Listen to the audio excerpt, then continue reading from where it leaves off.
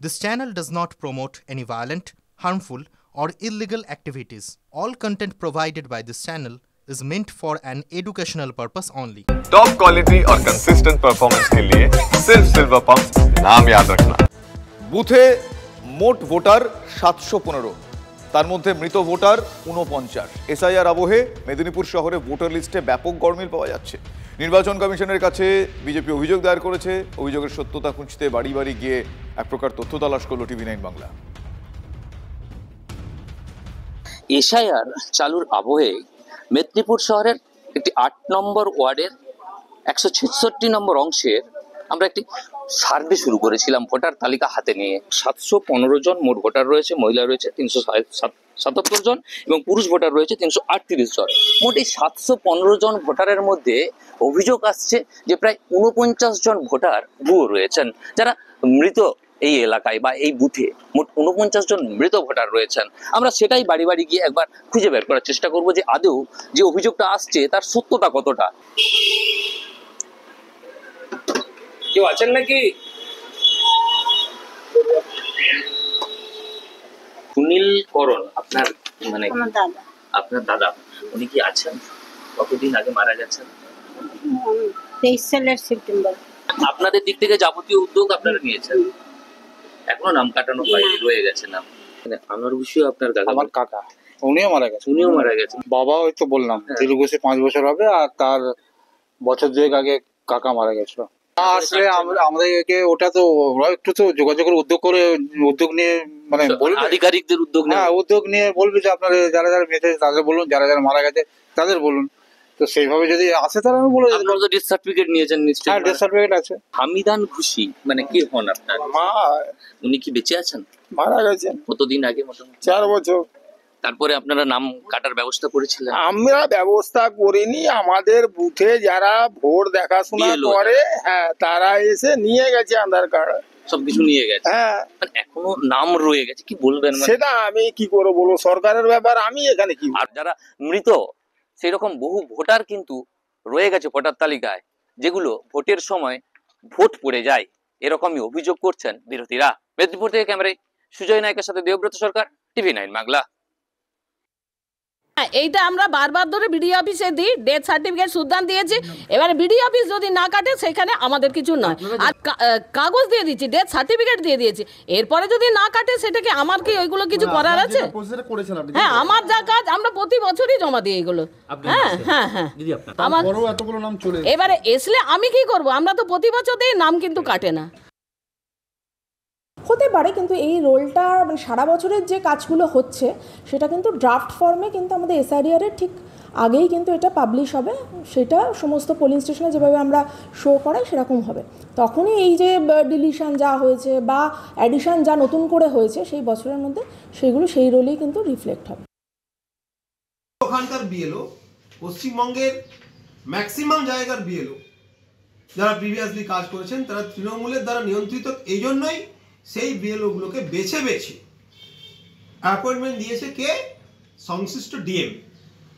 সেই জন্য সংশ্লিষ্ট বিডিও, ডিএম, এসডিওরা দিয়েছে বলেই এইভাবে মৃত ভোটার, ভুয়ো ভোটার, মিসিং ভোটার কে আমরা বারবার খুঁজে পাচ্ছি। 15 জনে 49 জন মৃত। তার মানে এটা হাজারে ধরুন আরো 60-65টা হয়ে যাবে, 60-62টা হয়ে যাবে। আর এটা শুধু আপনি জানেন না, এটা কিন্তু তৃণমূলও জানে। আরে এটা তো তারাও আগেই করেছে, এবং করার পর তারা তো বুঝতে পেরেছে যে কি বুমেরাং হতে চলেছে, তখন তারা এখান থেকে এসে আবার উল্টো দিকে দাঁড়িয়ে পড়েছে। আপনি ভাবুন, যদি 1000-এ 60-65টা নাম বাদ যায়, তাহলে এই 7 কোটিতে কত নাম বাদ যাবে? কত নাম 7 কোটিতে বাদ যাবে সেটা শুধু আপনারা ভাবতে থাকুন। বাংলায় ভোটার তালিকায় নিবিড় সংশোধনের কাজ শুরু হতে পারে যে কোনো দিন। এরই মধ্যে উত্তর 24 পরগনার হিঙ্গলগঞ্জে বাংলাদেশের খোঁজ পাওয়া গিয়েছে। ভারতীয় মহিলাকে মা সাজিয়ে ভোটার তালিকায় নাম তোলার অভিযোগ তাঁর বিরুদ্ধে। হদিশ পাওয়া গিয়েছে বাংলাদেশি পরিচয়পত্র। সন্দেহভাজনের খোঁজে টিভি9 বাংলা হিঙ্গলগঞ্জে পৌঁছে গিয়েছিল, কিন্তু তার দেখা মেলেনি। আর অভিযোগের সত্যতা যাচাই করছে স্থানীয় প্রশাসন। মোবাইলটা কোথায়? কলকাতায় আছে। হ্যাঁ, কলকাতায়। প্রভাস মণ্ডল কোথায় কোথায় ভোটার লিস্টে নাম আছে ওর? এই আমাদের এখানেই আছে, আর বাংলাদেশে আছে। লোক একটাই, তবে পরিচয়পত্র দুটো। ভারতের ভোটার তালিকাতে আছেন, আবার বাংলাদেশের সাতক্ষীরার পরিচয়পত্রও আছে। সন্দেহের কেন্দ্রে হিঙ্গলগঞ্জের বাঁকড়া গ্রামের প্রভাস মণ্ডল। কাকদ্বীপের নিউটন দাসের মতো বাংলাদেশ থেকে এসে পরিচয় ভাড়িয়ে ভারতের ঘাঁটি গাড়ার অভিযোগ এই ব্যক্তির বিরুদ্ধে। স্থানীয় সূত্রে দাবি, 3 বছর আগে সীমান্ত পেরিয়ে বাংলাদেশি প্রভাস বাণী মণ্ডল নামে এক মহিলাকে মা সাজিয়ে ভোটার তালিকায় নাম তোলার অভিযোগ উঠেছে। TV9 বাংলার হাতে আসা নথিতে দেখা যাচ্ছে ভারতীয় ভোটার তালিকায় প্রভাস মণ্ডলের মা বাণী মণ্ডল, অথচ বাংলাদেশের সাতক্ষীরা জেলার চাকদহের ঠিকানায় ছাপা পরিচয়পত্রে প্রভাসের মা গীতা মণ্ডল, বাবা লক্ষণ মণ্ডল। ছোটবেলা থেকে এই জায়গায় এসেছে, সে ও আসলো, কিন্তু বাবা মা কেরা ছিল, কেরা কি হয়েছে আমি জানি, ওর তো কেউ নেই। কারে বাবা মা সাজিয়ে ও ভোটার কার্ড করলো এখানে? ও আছে হয়তো কেউ আত্মীয় স্বজন। সে যদি এপারে যে আধার কার্ড কিভাবে করবে? নিশ্চয়ই আমাদের এখানে গ্রামের লোক কোনো না কেউ সহযোগিতা করেছে।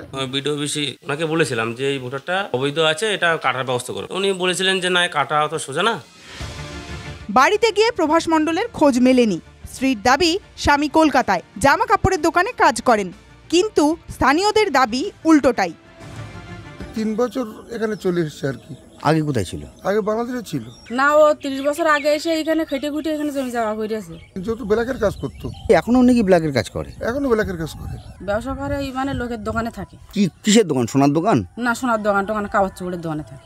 কিন্তু এলাকার মানুষ তো বলছে যে ব্ল্যাক করে। না, ব্ল্যাক করে না। স্বাভাবিকভাবেই এই ইস্যুকে কেন্দ্র করে ফের যুক্তিযুদ্ধে জড়িয়েছে তৃণমূল ও বিজেপি।